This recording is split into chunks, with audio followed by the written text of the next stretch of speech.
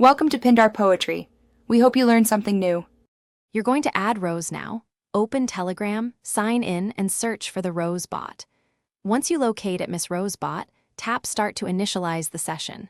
You need basic permissions to let Rose respond. Make sure notifications are enabled.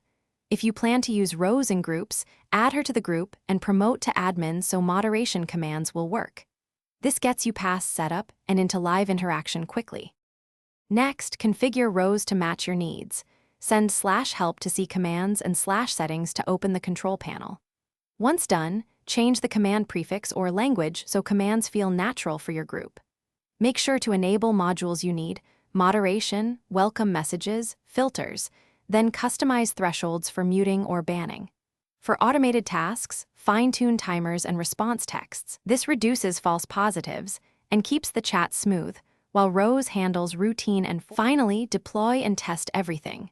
Run key commands in a private chat, then try them in your group to confirm permissions and responses. If Rose isn't responding, make sure she's an admin with required rights and that you're using the correct prefix. When things go wrong, restart the bot by removing and re-adding her, or reset problematic modules in /settings. This clears corrupted state without losing all custom text. That single troubleshooting step solves most issues quickly. Thanks for watching. Consider subscribing if we helped you.